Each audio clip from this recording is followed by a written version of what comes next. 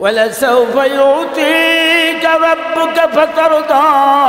ও হাবিবুল্লাহ, দোস্ত আমার, আপনাকে এমন এত দেওয়া দেব, এমন দেওয়া দেব, আপনি রাজি খুশি সন্তুষ্ট হইয়া যাবেন। নবীজি বলে, জিব্রাইল তুমি সাক্ষী থাকো, আমার একটা উম্মত যদি জাহান্নামের আগুনে জ্বলে, অতক্ষণ পর্যন্ত আমি মুহাম্মদুর রাসূলুল্লাহ সন্তুষ্ট হব না। নারে রিসালাত। আজকের আমরা নবী ভুলে গেছি। একটা যুবক না তরুণ, বয়স হলো 17 বছর। বয়স কত? 17 বছর। বাবা মারা গেছে। বাবা ছিলেন ইহুদিদের ভিতরে একজন বিশেষ ব্যক্তি, তাওরাত ইনজিলের অনেক পারদর্শী পণ্ডিত ব্যক্তি ছিলেন। বাবা মারা যাওয়ার পরে এই ছেলেটার মা চাচার কাছে বিবাহ বসছে। কার কাছে? চাচার কাছে বিবাহ বসছে। এখন মা চাচার ঘরে আর নিজেও চাচার ঘরে। কথা বোঝেন না? মায় পই দুইজনে কার ঘরে? চাচার ঘরে। স্বাভাবিকভাবে দিন যাপন করতেছেন। অবস্থা শান্তি খুব ভালো, চাচা খুব সুখ শান্তিতে রাখতে আছে। কিন্তু কিছুদিন যাবৎ ছেলেটার ভিতরে একটা অনিয়ম দেখা যায়। আগের মতো সেই অবস্থা নাই। এখন যেন কেমন কেমন করে, বেশি কথাবার্তা বলে না। স্বভাব চরিত্র চাল চলন এখন অনেক উন্নত মানের, অনেক মার্জিত, অনেক পবিত্র, অনেক পরিচ্ছন্ন। একদিন সন্ধ্যার সময় ওই ভাতিজাকে ডাক দিয়ে বলে, এই তুই কি মুহাম্মদের কাছে গেছ উঠেছ নাই? তুই তো আমাকে ধর্মকর্ম কিছু পালন করো না? এতে ভদ্র নম্র বিনয়ী, আবার একে একে কি যেন করোটারো কি? বয়স কত? যুবক তো মিথ্যা কথা ঘুরানি ঘুরানি বোঝে না। বলে, চাচা আমি তো মুহাম্মদ রাসূলুল্লাহ সাল্লাল্লাহু আলাইহি ওয়াসাল্লামের নুরানি হাতে হাত দিয়া আমি মুসলমান হয়ে গেছি। আমি মুহাম্মদ রাসূলুল্লাহ সাল্লাল্লাহু আলাইহি ওয়াসাল্লামের নিয়মকানুন মানিয়ে চলি। চাচাই তো খেপছে, তুই জানো আমি কে? আমি মক্কার একজন বড় নেতা, আমি তাওরাত ইনজিলের পণ্ডিত ব্যক্তি, অগণিত মানুষ আমার অনুসারী, আমার টাকা পয়সা মান ইজ্জত বংশ প্রভাব প্রতিপত্তি কোনোটাই অভাব নাই। কোন সাহসে আমার ভাইয়ের ছেলে হইয়া আমার ঘরে থাকিয়া আমার ঘরে খাইয়া আমার দানা পানি খাইয়া তুই মুহাম্মদ রাসূলুল্লাহর অনুসরণ করতেছ? আমাকে কেমনে তুই আমাকে না জিজ্ঞাসা করিয়া কেমনে তুই ধর্মান্তরিত হইছ? কথা বোঝেন আমার? দুরূদ পান সাল্লাল্লাহু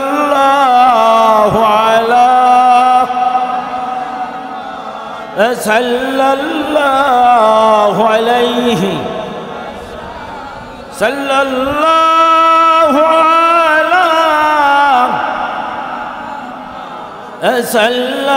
সাল্লাল্লাহু আলাইহি। ওরে রাতের বায়ু রে, তুই যাবি সোনার মদিনায়, আমার সালামটুকু পৌঁছে দিও নবীজির রওজায় সাল্লাল্লাহু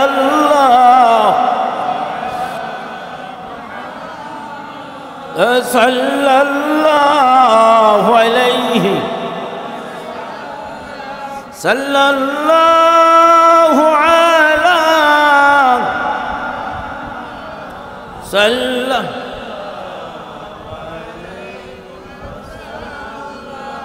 বাতিজা বলতেছে, চাচা আমি তো মুসলমান হয়েছি। কি এত বড় স্পর্ধা? তুই জানার পরিণাম কি? পরিণাম যা হবার হবে। আমি আল্লাহ আল্লাহ রসুলকে ছাড়ব, আমি আল্লাহ আল্লাহ রসুলকে ত্যাগ করব, আর আমরা হতে হতেও বিনা প্রয়োজনেও আল্লাহ আল্লাহ রসুলকে ত্যাগ করি। নাউজুবিল্লাহ কয়। বলে কইলেন কি? বলে কইলাম কি, এই করোনার সময় বাঁশের কঞ্চির আগার পাতা আর হলো যে থানকনি পাতা, মনে আছে আপনার? হ্যাঁ, মানুষগুলো আর দাজ্জালের ধাক্কা শুরু হইলে কি অবস্থা রইবে কি? কেটা কইছে কি কইছে কোনো খবর নেই, সবাই দৌড়ি শুরু করছে বেদিনের তীরে, থানকুনি পাতা তালাশ করে আর বাঁশের কঞ্চির ওই আলগা পাতার পানি তালাশ করে। আল্লাহ, এই ইমান লইয়ে বেসতে যাবেন আস্তে আস্তে। আরে আল্লাহ, নাউজুবিল্লাহ নাউজুবিল্লাহ, এই এর কয় ইমান, এদের কচু পাতার পানি। আল্লাহ আমাকে হেফাজত করেন, বলেন আমি। কেটা কোথা দিয়ে কি কয়ের এদিকে সবাই ধরতে, কোরআন নাই, হাদিস নেই, আলেম নেই, ওলামা নাই, কেউ লোকে কোনো পরামর্শ নেই, শুনছে বাস শুরু করিয়ে দিছে। দাজ্জাল যখন ডাইনাতে বেহেস্ত বামাতে দোষক লই আইবে, মা বাপের কয়বর দৌড়ে তারপর সাক্ষী দেইবে, হেকালে ইমান তো দূরের কথা, ভূত তো হেয়ানে থাকবে না, সব পলাই যাইবে, আর আমরা আস্তে আস্তে জাহান্নামে চলে যাব। নাউজুবিল্লাহ বলেন না নাউজুবিল্লাহ। এই জন্য ইমান আমল রক্ষার জন্য হক্কানি আলেম ওলামার সঙ্গে সম্পর্ক রেখে চলবেন। ফেতরা ফতরা কথাবার্তা শুনিয়ে যেন আমাদের ইমান আমল সব নষ্ট না হয়ে যায়। আল্লাহ আমাদেরকে হেফাজত করেন, বলেন আমিন। চাচায় বলতেছে, তোর এত বড় স্পর্ধা, এখন কথা বলে আর মারে, কথা বুঝতেছেন? কথা বলে আর মারতে মারতে মনে করছে অল্প বয়স, কিছু শাস্তি টেস্তি কিল গুতা দিলে ও ঠিক হয়ে যাইবে, কিন্তু ঠিক তো হয় না। যত মারা মারে চাচার ভাতিজায় তখন কলেমে শাহাদাত পড়ে, চক্ষু দিয়ে পানি ছাড়ে, ইমান ছাড়ে না। এবারে চাচায় বলতেছে, তুই আমার ঘরে খাও, আমার তা পড়ো, তোরে তো আমি ইমান না ছাড়লে তোরে আমি ঘরে রাখবো না। বলে, চাচা আমার ঘরে থাকার কোনো প্রয়োজন নাই, আমি আমার মাওলাকে পাওয়ার জন্য আমি রাসূলুল্লাহর কাছে যাইতে চাই। এবারে চাচাই বলে, যদি তুই যাইতেই চাও, এত বড় বেয়াদব তুই, আমার কথা শোনো না, আমার ঘরে থাকো, আমারটা খাও, আমার কাপড় চোপড় পরো, এত শাস্তি দিলাম, মারধর দিলাম, সমস্ত শরীর ফুলাই দিলাম, তুই যখন নরম হইলি না, তোর পরনের কাপড় খোল, তোর গায়ে জামাও থাকবে না, পরনের লুঙ্গিও থাকবে না, ল্যাংটা হই আমার ঘর থেকে তুই যেদিক মনে চাই সেদিক যাবি। চাচায় মনে করছে ল্যাংটা হওয়ার কথা বললে মনে হয় লজ্জায় নরম হয়ে যাবে। ছেলে বলতেছে, চাচা আপনি আমাকে বুঝতে পারেন নাই, আমি তো মজা পাইছি, লা ইলাহা ইল্লাল্লাহু মুহাম্মাদুর রাসূলুল্লাহ। দুনিয়ার সব আছে কিন্তু ইমান নাই, সে হইছে সবচাইতে পোড়া কপাল্লা হতভাগা। দুনিয়ার কিছু নাই, ইমান আছে, সে ইহকাল পরকালের বাদশাহ। ও চাচা, আমার পরনে কাপড় খুলে রাখতে পারেন, আমাকে পিটাইয়া মাইরা ফেলাইতে পারেন, কিন্তু মনে রাখবেন আমি আমার ঈমান ত্যাগ করব না।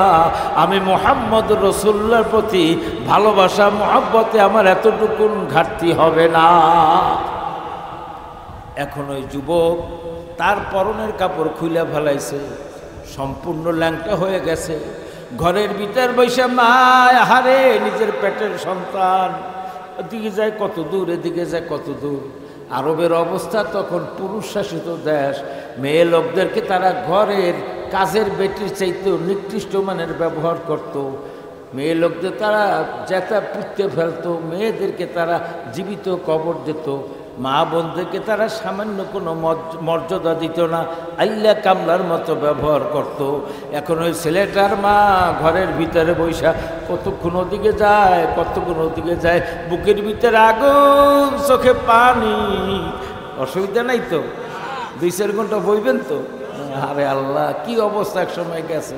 হ্যাঁ, কোলাজ রব্বির না আছে, মালিকিন না আছে, এলাহিন না আছে, আল্লাহ নাচে, রসুল নাচে, নাচে সুরেশ্বর, মাইজভান্ডারের বাবায় নাচে, নাচে গঙ্গার স্বর, সারা রাত জিকির করতে, কথা কয় না।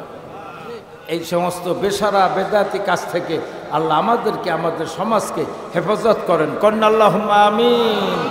আলিফেতে আল্লাহ হাদি, মিমিতে নূর মুহাম্মদি, রামের মর্ম কেউ জানে না, জানে শুধু রব্বানা।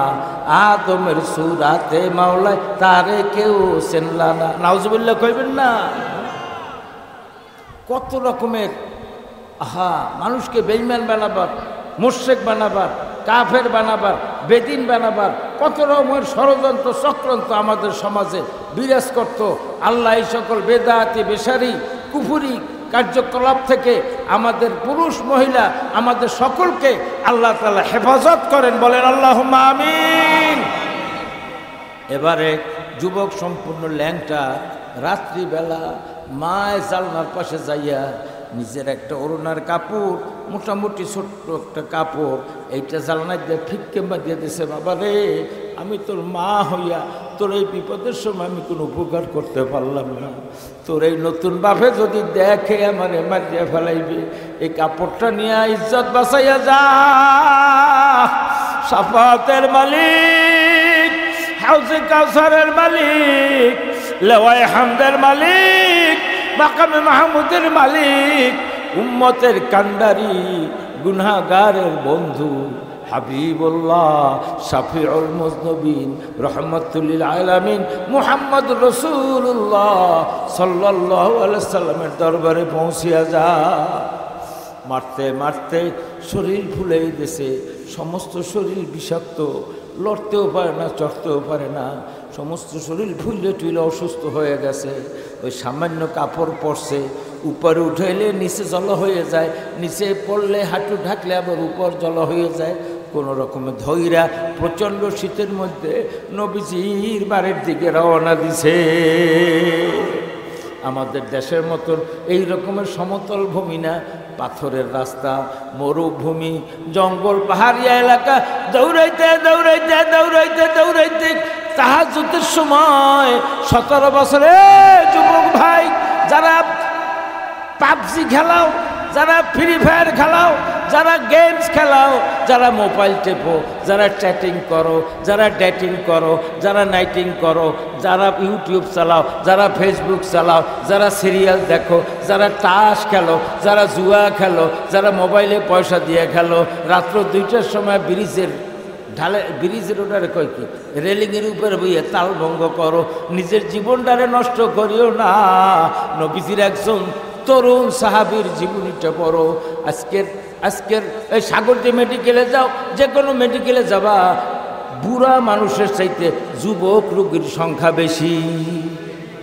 আর এই যুবক রোগীদের অধিকাংশ হইল লিভার সিরোসিস, অধিকাংশ যুবকদের রোগ হইল কি খায় জন্ডিস, অধিকাংশ যুবকের রোগ হইল পাকস্থলী নষ্ট হয়ে গেছে, হাড় দুর্বল হয়ে গেছে, পুরুষত্ব বলতে নাই, কোমর চিকন হয়ে গেছে, হাড্ডি নরম হয়ে গেছে, হসতে হসতে মরিয়া যায়। অভ্যাস যদি চেঞ্জ না হয়, তওবা করে যদি ফিরিয়ে না আসে, যদি অক্তমতো না খায়, অক্তমতো না ঘুমায়, কথা বলে না, অক্তমতো খাবে না, অক্তমতো ঘুমাবে না, অক্তমতো গোসল করবে না, আব্বা মায়ের লাগে কথা কয়, মনে হয় যেন ট্রাক ছাড়িয়ে দেয়, কথা কয় না, এই মনে এক গ্লাস পানি লইয়া তারপরে করে আইনি খেলে এটা করে ওটাকে গাছ গাছ গাছ গাছ করে সারাদিন বুঝিয়ে জ্বালা একটু করে আইতে পারি না, ঠেকতে পারি না, কথা বলে না কেন?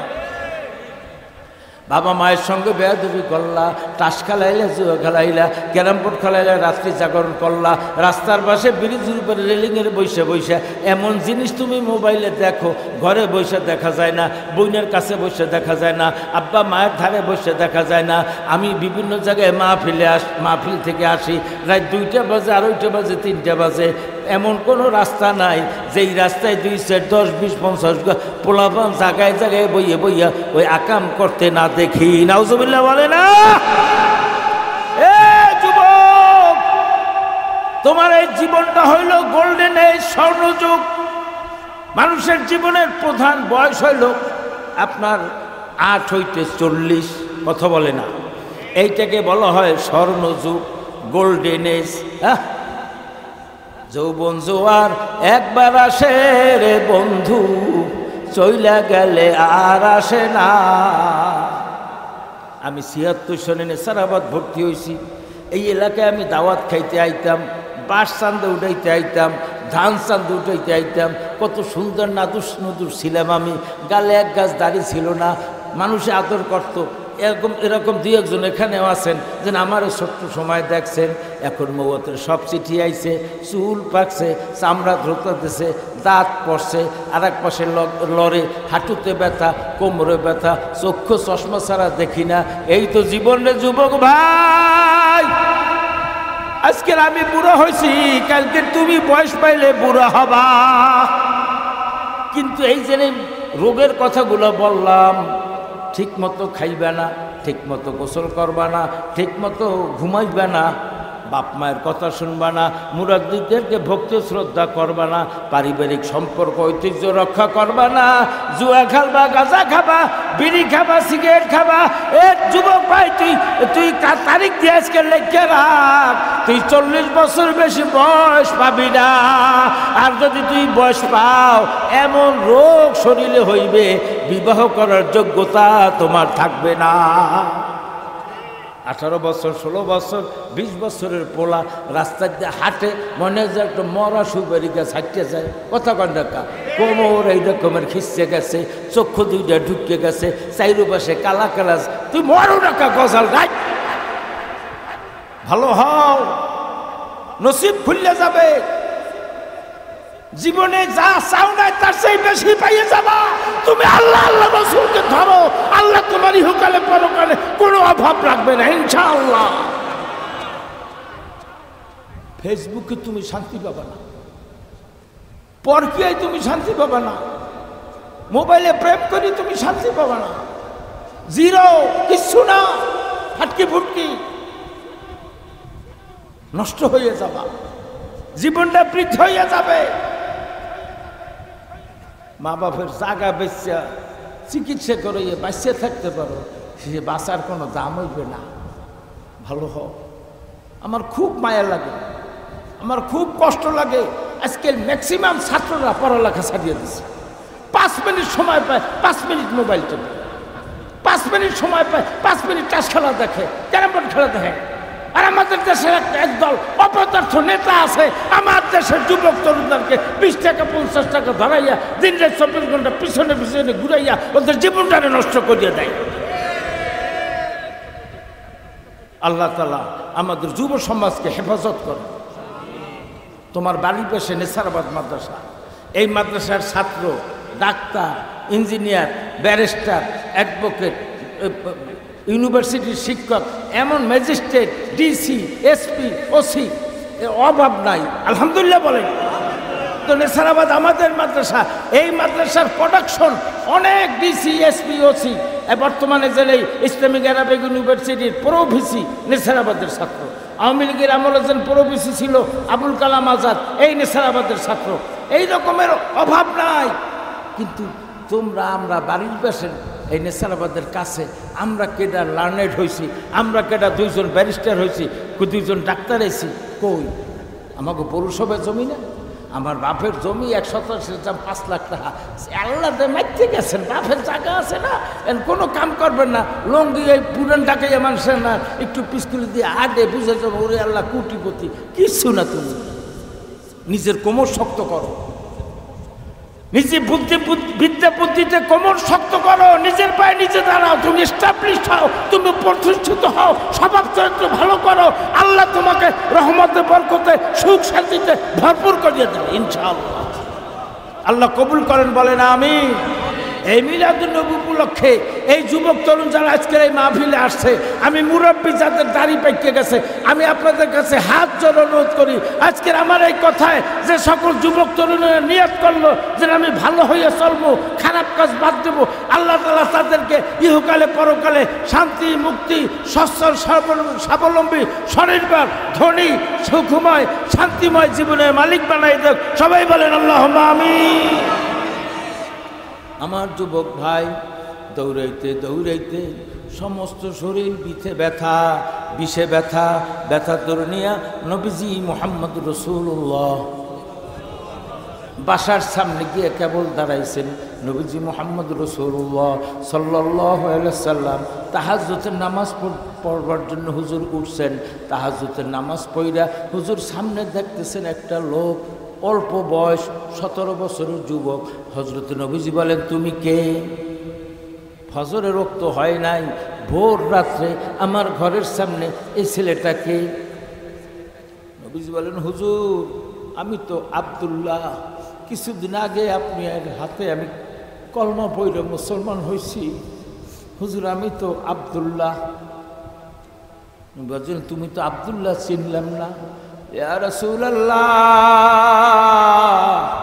আমার নাম ছিল আব্দুস শামস, আপনি আমারে কলমা পড়াইয়া মুসলমান বানাইয়া আমার নাম রাখিয়া দিছেন আব্দুল্লাহ।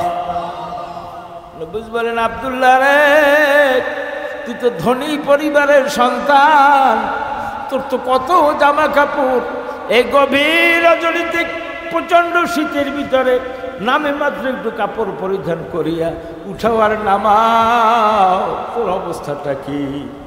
হযরত আব্দুল্লাহ মায়ের কাছে সন্তান আইসা যেন মনের কষ্ট বলে, বাহির থেকে বিপদে পড়িয়া বাপ মায়ের কাছে আইসা যেমন সন্তান ফুপাইয়া ফুপাইয়া কান্দে আর নিজের দুঃখ যাতনা কষ্টের কথা ব্যক্ত করে, হযরতে আব্দুল্লাহ নবীজির সামনে আইসা বলে, হুজুর আমার এই এই অবস্থা, আমার চাচা জালেম কাফের যখন শুনছে আমি আপনার পাগল, যখন শুনছে আমি আপনার প্রেমিক, যখন শুনছে আমি মুসলমান হয়েছি আমার মালিক আল্লাহ, হুজুর আমাকে এমন মারধর করছে, আমার দাঁড়াবার শক্তি নাই।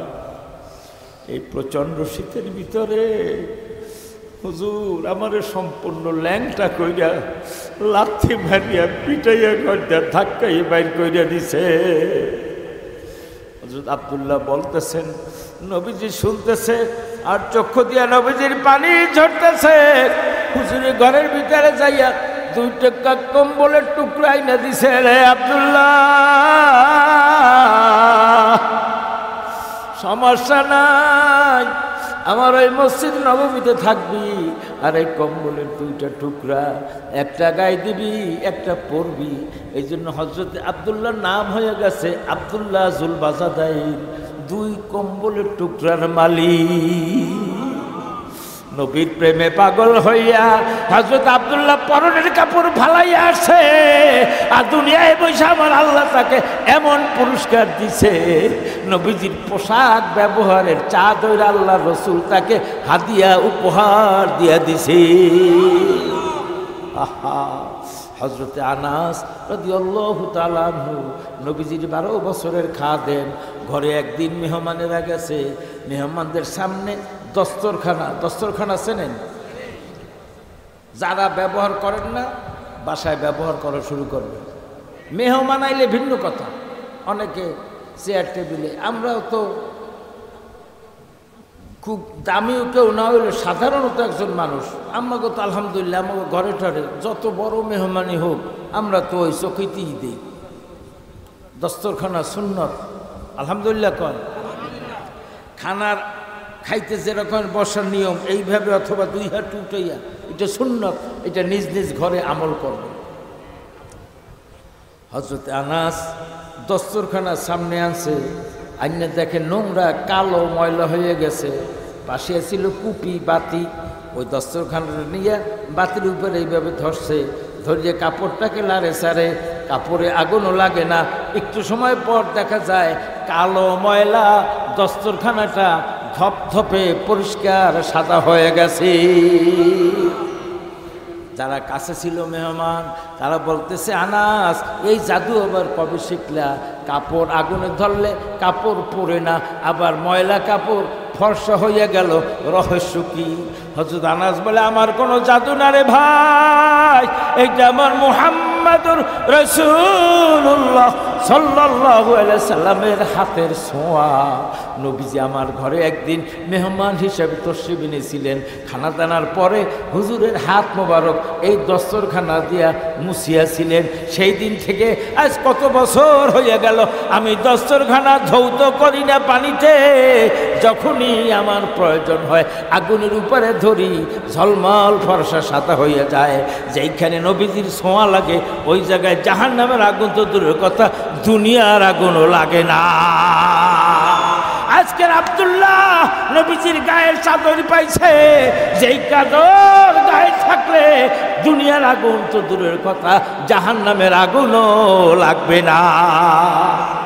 ইতিমধ্যে হুজুর সাল্লাল্লাহু আলাইহি সাল্লাম জিহাদের ময়দানে রওনা হবে, সৈন্য সামন্ত সাহাবায়ে কেরাম নিয়ে রওনা।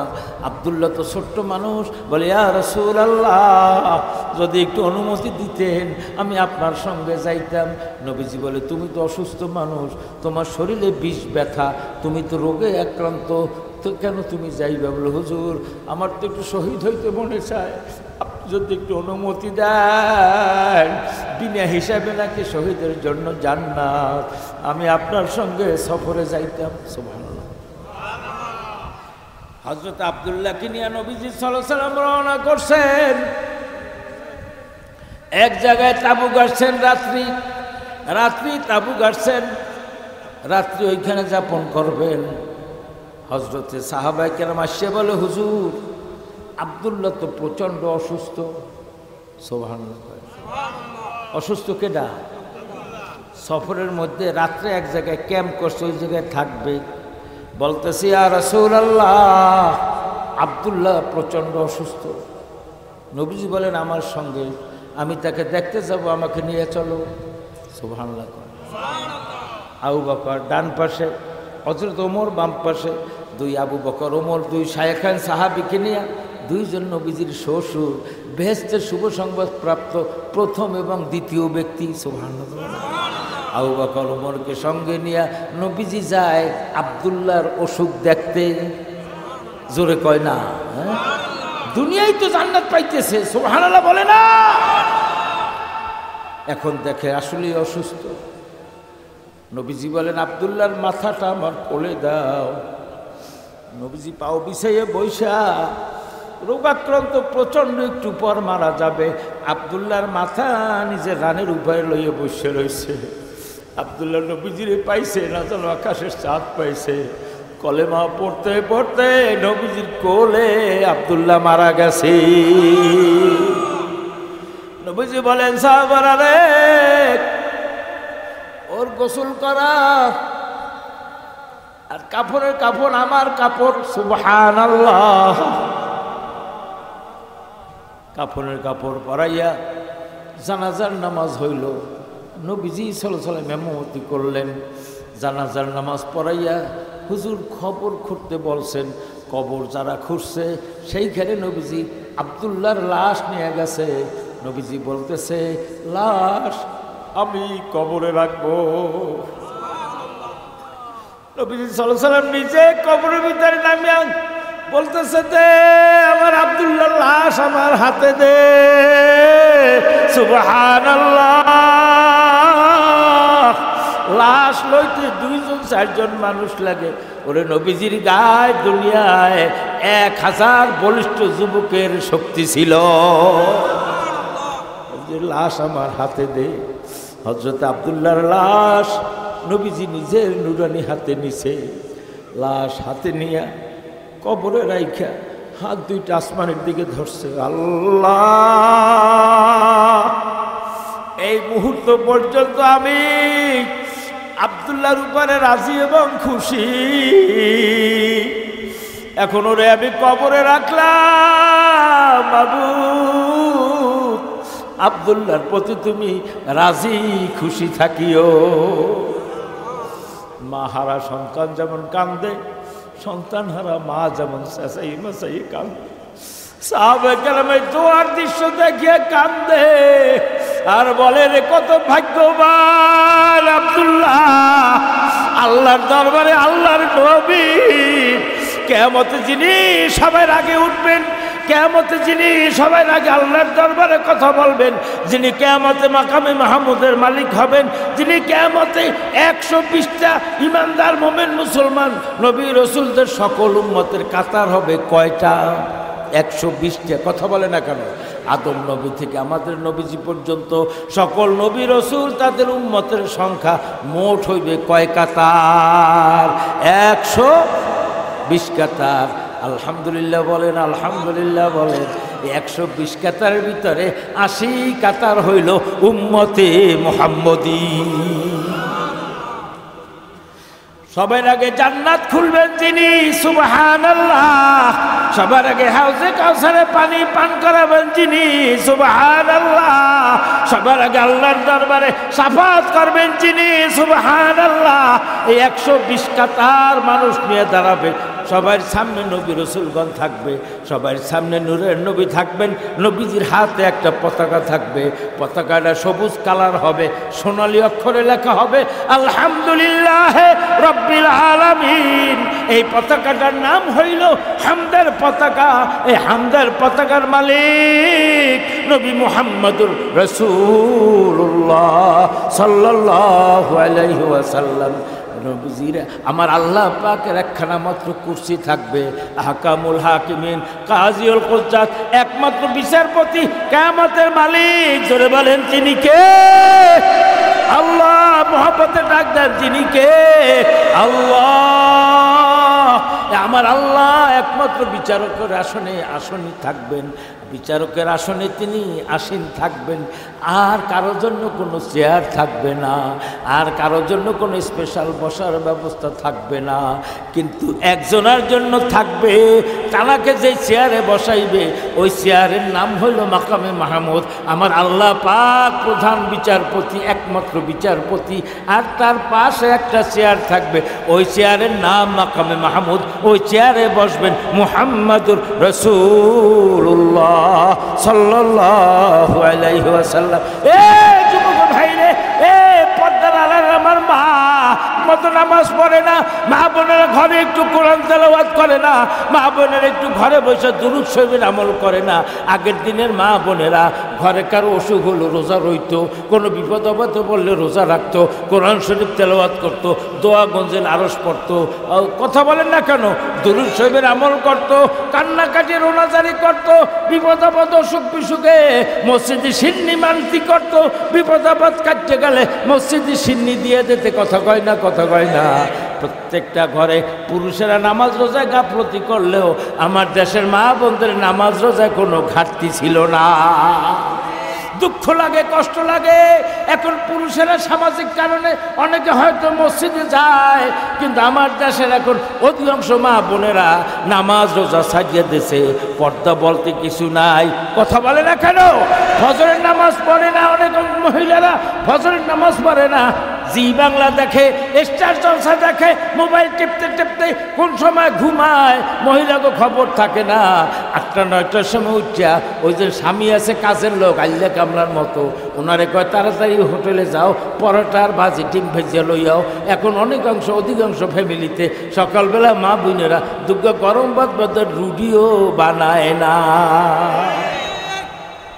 নামাজ রোজা উঠে গেছে, কোরআন তেলাওয়াত উঠে গেছে, রাগ হয় না আমার উপরে? আমার এই কথার জন্য যদি আমার কোনো মা বোন আজকে নিয়াত করে আমি মা খাদিজার সঙ্গে জান্নাতে যাব, আমি হযরত ফাতেমার সঙ্গে জান্নাতে যাব, এই আশা মনের ভিতরে নিয়ে গুনাহ যদি ত্যাগ করে, নামাজ রোজা করা শুরু করে, পর্দা পুশিদের মতো যদি চলে, একজন মা বোনের দিলের ভিতরে যদি আল্লাহর মহব্বত, রসুলের মহব্বত, আল্লাহর ভয় পয়দা হয়, গুনাহ ছাড়িয়ে দিয়া নেকের কাজে লিপ্ত হইয়া যায়, ওই একজনের ওসিলায় আমার আল্লাহ আমাদের সবাইরে ক্ষমা করে দিতে পারি। আমার মুরব্বী, আমার ভাই হযরতে আব্দুল্লাহ, বন্ধ করে দেব না, মোনাজাত করব, আল্লাহ আল্লাহ আল্লাহ। হযরত আব্দুল্লাহ যখন ওইভাবে আমার আল্লাহ রসুল চোখের পানি ছাইড়ে দিয়ে কান্দে, বৃদ্ধ সাহাবীরা কান্দে, হযরত ওমর কান্দে, আল্লাহ এই লাশটা যদি আমার না হইয়া, আব্দুল্লাহ না হইয়া যদি আমার হইতো, আমি তো নূরের নবীর জবানের জান্নাতের সার্টিফিকেট নিয়ে যাইতে পারতাম। ও যুবক ভাই, ও যুবক ভাই, তোমাদের আমি পায়ে হাত রেখে বলি, যুবক যাদের গায়ে বল আছে, শক্তি আছে, মেমোরি আছে, এনার্জি আছে, বুদ্ধি আছে, আমি তোমাদের কাছে হাত জোর করে বলি, নেশা ত্যাগ করো, পাপের কাজ ছেড়ে দাও, ওয়াক্তমতো নামাজ পড়ো, আব্বা আম্মার খেদমত করো, ভালো করে পড়ালেখা করো, নিজের শরীরের প্রতি যত্ন নাও, গুনাহের কাজ ত্যাগ করো, ইনশাআল্লাহ ইমাম হাসান হোসাইন রাদিয়াল্লাহু তাআলা আনহুমার সঙ্গে আমার আল্লাহ তোমাদের জান্নাতের বাদশা বানাইয়া দিবে। ঘরে ঘরে কোরআন তেলাওয়াত করবেন।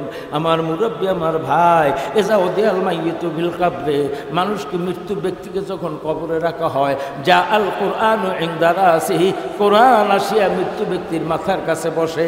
আমার মুরব্বীরা, আপনারা তো শুনছেন, মৃত্যু ব্যক্তিকে যখন দাফন করা হয়, দাফন করিয়া যারা মাটি দেয়, সর্বশেষ ব্যক্তি যখন 40 কদম দূরে সরিয়ে যায়, তখন সেইখানে আসে কেডা? মুনকার নেকির আসে। এইটা হলো একটা হাদিস, কিন্তু এই হাদিসের ভিতরে আছে এজা উদিয়াল মাইয়িতু ফিল কবরে, মৃত্যু ব্যক্তিকে যখন কবরে রাখা হয়, এজা উদিয়াল মাইয়িতু ফিল কবরে, মৃত্যু ব্যক্তিকে যখন কবরে রাখা হয়, ওই 40 কদম বা 5 মিনিট পর এমন কোনো কথা নাই, যা আল কোরআন ইনদা রাসি, কোরআন আসিয়া ওই মৃত্যু ব্যক্তির মাথার কাছে বসে। মুনকার নেকির আসে, কোরআন বলে এই মুনকার নেকির, এই ব্যক্তি 60 বছর 70 বছর হায়াত পাইছে, আমি কোরআনকে তেলাওয়াত করত, আমি কোরআনকে মহব্বত করত, কোরআন শরীফ অনুসারে নিজের জীবন চালাইছে, গুনাহের কাজ করে নাই, করলেও তওবা করছে, নেকের কাজ ছাড়ে নাই। দুনিয়ার জিন্দেগিতে 60-70 বছর পর্যন্ত এই লোকটা কোরআনের সঙ্গে মহব্বত রাখছে, বন্ধুত্ব রাখছে।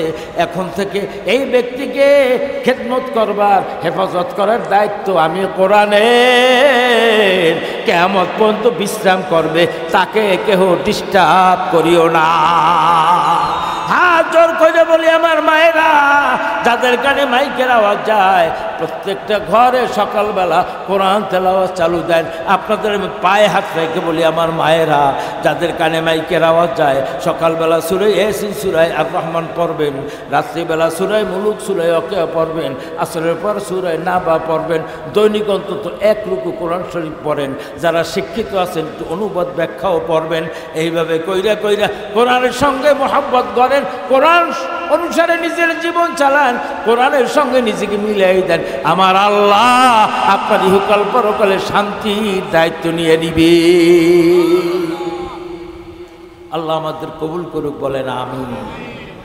মানুষে দাওয়াত করবে না, দাওয়াত খাইবে না, দাওয়াত করি খাওয়াইবে না, রাগন না, হ্যাঁ উঠাই দিলেন কা, মলসন উঠাইতেছেন কা, খতম উঠাইতেছেন কা, দাওয়াত খাওয়াই খাই নাই কা, খালি মসজিদে হ্যাঁ অমুক ইফতারি না, বাসায় নিয়ে 2 জন হুজুর, যোগ্য তালবে আলিম, এতিম শিশু প্রত্যেক বছর রোজায় খাওয়াইবেন, মাঘ ফাল্গুন মাসে শুকনার দিনেও খাওয়াইবেন। প্রত্যেকটা ঘরে একটু কোরআন তেলাওয়াত হোক, প্রত্যেকটা ঘরে আলেম ওলামার একটু পায়ের ধুলা পড়ুক, প্রত্যেকটা বাড়ির কবরস্থানে একটু জিয়ারত হোক, ওই আগের ঐতিহ্য আবার ফিরে জানেন।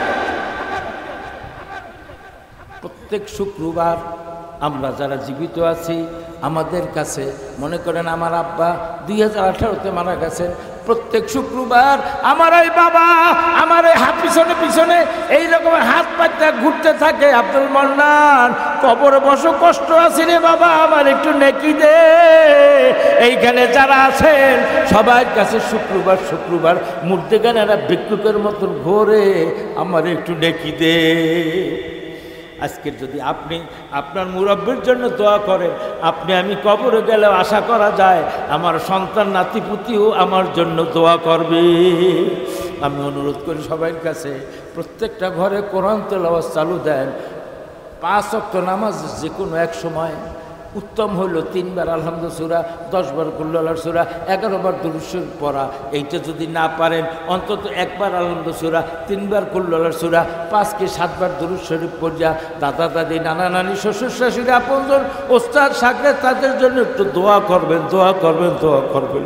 যদি 1 ফোঁটা চোখের পানি চক্ষু দিয়ে পড়ে, মায়ের কথা মনে করিয়া, বাবার কথা মনে করিয়া, মই মুরব্বীর কথা মনে করিয়া,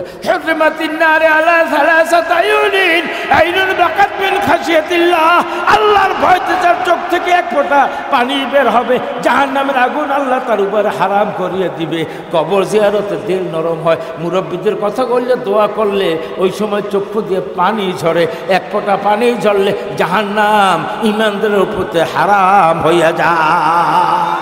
ও মা, ও মুসলমান মেয়ে লোকেরা, মার্কেটিং করেন, কাপড় কেনেন, কাপড় বেচেন, মাছ কেনেন। এ আল্লাহ, অটোতে, সিএনজিতে, গাড়িতে, রিক্সায়, বাসে পুরুষ প্যাসেঞ্জার 3 জন থাকলে মাতারি প্যাসেঞ্জার 6 জন, পুরুষেরা কত চুপ করে থাকতে পারে? ওনারা কথা না করলে ওনাদের পেটের মধ্যে গ্যাস্ট্রিক বাড়িয়ে যায়। যেখানে যাবেন সেইখানে ওনাকে একটা পাওয়ারই অন্যরকম, কথা কয় না কা, পাওয়ার কমান। প্রয়োজনে বাজারে যান, শরীয়তে জায়েজ আছে, কিন্তু চেহারা দেখেন কা। বোরকা একটা কি সুন্দর পড়ছে, লেস, ফিতা, চুমকি, কামকি, সোনালি, রূপালি, বুদাম, বিদেশি, স্বামী বিদেশ থাকে তো কত কিছু। হেবার জালনা খুললে লইছে, আপনার ওরা পেনতে কইছে কিনা?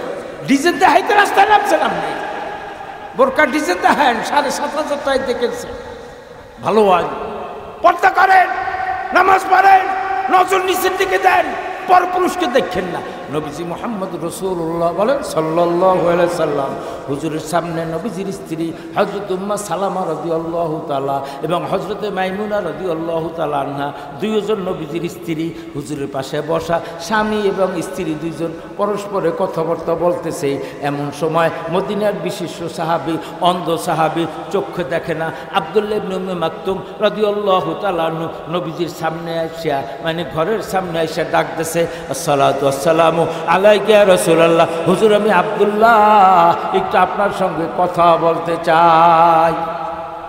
হুজুরের সামনে কেডা? 2 স্ত্রী, ঘরের বাইরে কেডা? হযরত আব্দুল্লাহ, অন্ধ সাহাবী। নবীজি বললেন, বিবি সাহেবেরা আবদালে যাও, আমার সাহাবী আইছে। সুবহানাল্লাহ কয় না? আইছে যে হের কি চৌক আছে? হে অন্ধ না? নবীজি বিবি সাহেবদেরকে বলতেছে, বিবি সাহেবেরা আবদালে যাও, পর্দার ভিতরে যাও, আমার অন্ধ সাহাবী আসছে। এখন কথাবার্তা বললা, অন্ধ সাহাবী বিদায় হয়েছে। এখন বিবি সাহেবেরা ধরছে, ইয়া রাসূলুল্লাহ, ও গো প্রাণের স্বামী, আমাকে আবদালে যাইতে বললেন কেন? হ্যাঁ তো অন্ধ, চোখে দেখে না। নবীজি বলে, হে তো অন্ধ, কিন্তু তোমরা তো আর অন্ধ না, সে তোমাদেরকে দেখবে না, এইটা ঠিক আছে, কিন্তু তোমরা তো তারে দেখবা। পুরুষ যেমন মহিলাদেরকে দেখবে না, মহিলারাও তেমন পুরুষদেরকে দেখবে। কথা কয় না? রাগ হইবেন নাহি?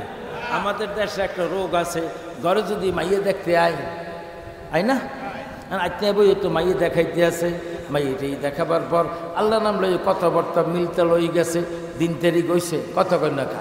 দিন তারিখ যদি হইয়ে যায়, কথাবার্তা যদি চূড়ান্ত হয়, তাই মাইয়ের পক্ষ বেজার না খুশি? কথা কয় না? খুশি। খুশির ঠেলায় এখন বিবি সাহেব স্বামীর জিগে হোনেন, ওই পোলা টাইম পেশে বললে কেটা? স্বামীকে পোলা টাইম পেশে বসে গে, হ্যাঁ তো করতে পারি না। তো সহির উত্তরখানায় বললে কেটা? কল হ্যাঁ তো করতে পারি না। আমরিতা জীবনেও কিছু হইলে না, শরবত দিলেন, নাস্তা দিলেন, রসগজা, পিঠা দিলেন, লুডুস দিলেন, সেমাই দিলেন, টাইম পেশে বসে গেল, কিছু করতে পারেন না।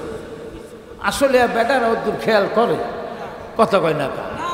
মাতারিরা কিন্তু এককালে একজন একজন করে সবাই চেনে, অথচ সে কিন্তু সামনেও হয় না। ওই জন্য টেরেটা লইয়া আয় আর চায়, সেই ফাহে মাতারি বলছেন কি ক্যামেরা আল্লাহ দিয়ে থুইছে, একাল গুন্যে গুন্যে করতে পারে। ওই পাশে মামু, ওই পাশে খালু, ওই পাশে পোলার বন্ধু, ওই পাশে পোলার বোনাও, মাতারিরা সুন্দর মতো করতে পারে। দুঃখ কথাই কয় না। এই মহিলারা যেন ইয়ে দেখলে একই জায়েজ না। আমার স্ত্রী, উদাহরণ দিতেছে, আমার স্ত্রী আমার ঘরে মেহমান আসলো, আমার সেই দেখতে শুনতে ভালো এক বেটা যদি বউ থাকে, আর আমার স্ত্রী দেখে যদি মনে মনে একটু পছন্দ হয়, আমার স্ত্রীর তো গুনাহ হইয়া যাবে। কথা কয় না কা? গুনাহ হবে। এই জন্য পুরুষ যেমন মহিলাদেরকে দেখবে না, মহিলারাও তেমন পুরুষকে দেখবে না। নবীজি মুহাম্মদ রাসূলুল্লাহ সাল্লাল্লাহু আলাইহি সাল্লাম ফরমান, যেই মেয়ে লোক 4টা কাজ করবে, ওয়াক্তমতো নামাজ পড়বে, ঠিকমতো রোজা রাখবে, স্বামীর খেদমত করবে, স্বামীর মাল দৌলতের হেফাজত করবে, আর খাস পর্দা মসজিদের মতো চলবে, নিজের রূপ যৌবন ভিন পুরুষকে দেখাইবে না। 4টা কাজ, নামাজ, রোজা, স্বামীর খেদমত, স্বামীর মাল দৌলতের হেফাজত, আর খাস পর্দা, যাদের সঙ্গে দেখা দেওয়া জায়েজ নাই তাদের সঙ্গে দেখা দিবে না। এই 4টা কাজ যেই মেয়ে লোক করবে, নবীজি বলেন এমন মহিলার জন্য কাল কিয়ামতে 8টি জান্নাতের 8টি দরজা খুলিয়ে দেওয়া হবে, যেই দরজা দিয়ে ইচ্ছা সে প্রবেশ করতে পারবে। জোরে কয় না। একদিন নবীজি সাল্লাল্লাহু আলাইহি সাল্লামের খেদমতে একটা উট আইছে। কি আইছে? উট আইসে নবীজিরে সেজদা দিছে। সুবহানাল্লাহ কয় না। উট তো মরু জাহাজ, কত বিশাল একটা প্রাণী। এই বাজ হইয়া বইয়া হইয়া নবীজির সামনে কপাল ঠেকাইয়া নবীজিরে সেজদা দিছে। কেডা? উট। কথা কয় না। আমাকে বসির কাজী সে কোরবানি দিলে না উট দিয়া, ওর এদিকে ইন্ডিয়ার উট, ও আর হেদুর না। উট তো বিশাল, আরবের উট, অনেক দাম। আসিয়া নবীজিরে সেজদা দিছে। সাহাবায়ে কেরাম ছিলেন নবীজির পাগল। সাহাবায়ে কেরাম পেশাব করতেন, নবীজি সাল্লাল্লাহু আলাইহি সাল্লাম পেশাব করতেন, সাহাবায়ে কেরাম খেয়ে ফেলতেন। নবীজির শরীরের ঘাম সাহাবায়ে কেরাম শিশি ভরে নিতেন। নবীজির নাকের পানি সাহাবায়ে কেরাম হাতে লইয়া নাক মুখে শরীরে মাখিয়ে নিতেন। নবীজি সাল্লাল্লাহু আলাইহি সাল্লামের এই যখন চুল ছাড়তেন, মোষ ছাড়তেন, এই পশমের গুঁড়োগুলো সাহাবায়ে কেরাম জমা করে রাখতেন। খলিফা ওমর ইবনে আব্দুল আজিজ রাহমাতুল্লাহ আলাইহি পঞ্চম খলিফা রাশিদিন। সুবহানাল্লাহ কয় না। এই খলিফা ওমর ইবনে আব্দুল আজিজের নানি হইলেন হজরতে ওমরের ছেলে। সুবহানাল্লাহ। নানা। এই খলিফা ওমর আব্দুল আজিজ যখন তার ইন্তেকালের সময় ঘনাই আসে, বলে অমুক জায়গায় রেশমি সুন্দর রুমালের ভিতরে আমার মহামূল্যবান একটি সম্পদ জমা করে রাখা আছে, ওই সম্পদটাকে আনিয়া আমার মৃত্যুর পরে আমাকে গোসল করাইয়া, আমারে কাফনের কাপড় পরাইয়া, আমার কপালে, আমার নাক মুখে, আমার থুতনিতে, আমার বুকে ছড়াইয়া দিবা। কবরের ভিতরে, কবর আযাব থেকে যদি মুক্তি পাওয়ার আমার কিছু না থাকে, ও যুবক ভাই, খলিফা ওমর ইবনে আব্দুল আজিজের জীবনী পড়বেন। উনি যখন জামা কাপড় ধোপার কাছে ধুইতে দিতেন, তখন ওই মক্কা মদিনার বড় বড় লিডারেরা, আমিরেরা, শায়েখেরা নিজেদের জামা কাপড় আইনা ওই ধোপার কাছে দিতেন। ও ভাই ধোপা, আমার এই জুব্বা, আমার এই জামা। খলিফা ওমর ইবনে আব্দুল আজিজের জামা যেই বালতিতে, যেই পাত্রে ভিজাইবা, আমাদের জামা সেই পাত্রে ভিজাইবা। খলিফা ওমর ইবনে আব্দুল আজিজের জামা কাপড় থেকে সবসময় বেহেশতি সুঘ্রাণ বের হইতো। আল্লাহ আল্লাহ আল্লাহ। আহা, হজরতে ইমাম বুখারী রহমতুল্লাহ আলাইহি, সুবহানাল্লাহ বলেন না। ইমাম বুখারী রহমতুল্লাহ আলাইহি তাকে যখন দাফন করা হয়েছে, দাফন করিয়া মাটি দিয়া সবাই যখন যাইতেছে, কবর থেকে এমন সুঘ্রাণ, শত শত মানুষে ওই কবর থেকে মাটি নেওয়া শুরু করছে। সুবহানাল্লাহ বলেন না। ও যুবক ভাইরে আমার, তুমি আমি কোথায় আছি? এই খাজা মঈনুদ্দিন চিশতি আজমিরি রহমতুল্লাহ আলাইহি, উনি যেদিন ইন্তেকাল করেন, ইন্তেকাল করার পরে ওনার এই কপালের উপরে নূরের অক্ষর লেখা উঠছে, হাজা হাবিবুল্লাহ মাতা ফি হুব্বিল্লাহ। এই ব্যক্তি আল্লাহর বন্ধু, আল্লাহর প্রেমে সে মৃত্যুবরণ করছে। হযরত খাজা মঈনুদ্দিন চিশতির এই কপালের লেখা দেখিয়া তার ইন্তেকালের সময় কম বেশি 1 লক্ষ অমুসলিম হিন্দু কালেমা পড়ে মুসলমান হয়ে গেছে। ইমাম বুখারীর ছাত্ররা মসজিদে ঢুকিয়া আল্লাহর দরবারে দোয়া করা শুরু করছে, আল্লাহ আমাদের ওস্তাদের কবরে রাখলাম, মাটি যেইভাবে মানুষ নেওয়া শুরু করছে, কবরকে ঢাকিয়া রাখা সম্ভব না। আল্লাহ এই কবরের ঘেরান তুমি উঠাইয়া নাও। কেমন ছাত্র ছিল ইমাম বুখারীর! আল্লাহর দরবারে মসজিদে বৈশা মোনাজাত করছে, আল্লাহর দরবারে দোয়া কবুল হয়ে গেছে। দেখা গেল এখন আর কবর থেকে ঘেরান আসে না। কেমন নেককার মুত্তাকি জান্নাতি মানুষ ছিলেন ওমর ইবনে আব্দুল আজিজ। তার জামা কাপড় থেকে সবসময় বেহেশতি সুঘ্রাণ আসতো। সুবহানাল্লাহ জোরে বলে না কেন?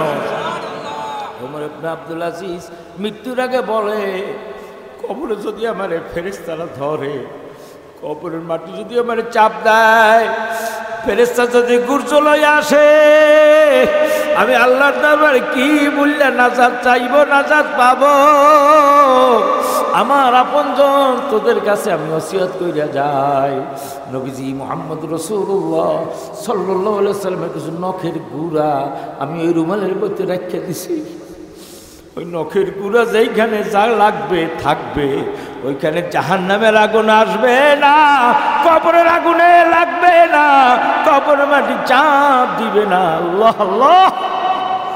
হযরত খাদিজাতুল কুবরা রাদিয়াল্লাহু তাআলা আনহা, ওহ নবীজির 25 বছরের সঙ্গী। হযরত খাদিজার বয়স যখন 25 বছর, নবীজি সাল্লাল্লাহু আলাইহি ওয়াসাল্লামের বয়স যখন 25 বছর, হযরতে খাদিজার বয়স তখন 40 বছর। এই 40 বছর নবীজির বয়স, 25 বছর নবীজির বয়স। মা খাদিজার এর আগে আরো 2 জন স্বামী ছিল। এই স্বামী মারা যাওয়ার পরে হযরতে খাদিজা বিধবা। এই হযরতে খাদিজা মক্কার বড় ধনিয়া ছিলেন। হযরতে খাদিজার বয়স 40, নবীজি সাল্লাল্লাহু আলাইহি ওয়াসাল্লামের বয়স কত? এই সময় 2 জনের বিবাহ হইল। বিবাহ হওয়ার পরে নবীজির বয়স যখন 50, নবীজির বয়স যখন, তাইলে মা খাদিজার বয়স হয় কত? 65। এই সময় হযরতে খাদিজা ইন্তেকাল করেন। ইন্তেকালের আগে নবীজির কাছে বলে, ইয়া রাসূলুল্লাহ, ও যুবক ভাই, একটু জীবনীটা পড়ো নবীজি, ইমান বাড়িয়া যাইবে, আল্লাহ আল্লাহ রসুলের মহব্বত দিলে পয়দা হবে। আলতু ফালতু বই পড়ল না, কবি গোলাম মোস্তফার লেখা বিশ্ব নবী জীবনীটা পড়েন একটু। বিশেষ করে আলেম ওলামা যারা আছেন, মসজিদ ইমাম যারা আছেন, দয়া করে সব লেখকের বই পড়বেন না। কবি গোলাম মোস্তফা ওই জাতীয় বাইতুল কারাম মসজিদে যখন বলতো, তুমি যে নূরের রবি, নিখিলের ধ্যানের ছবি, এই ছন্দ কবি গোলাম মুস্তফার রচনা করা। তিনি যখন এই ছন্দ পইরা মিলাদ পড়তেন, নিজের 2 চোখের পানিতে দাড়ি মোবারক ভিজিয়া যাইতো, পুরা মসজিদের মুসল্লিদের চোখে পানি, নবীর ইশকের জোয়ার বয়ে যাইতো, নবীর প্রেমের প্রেম খেলা সকল মুসল্লিদের অন্তরে ভরিয়া যাইতো। বলেন না, মন যে আমার টিকে না গো এই দেশেতে, হায় রে প্রিয় নবী লাগো ডাকি, সোনার মদিনায় রে, সোনার পাখা যদি থাকতো আমার, তেরি তব করতাম না, উড়ে গিয়ে হাজির হতাম নবীজির রওজায় রে, নবী যেতে যদি পারতাম সেথা, জুড়াই তো মনের ব্যথা, পাক মদিনার পথের ধুলি মাখতাম আমার গায়ে রে, মাখতাম।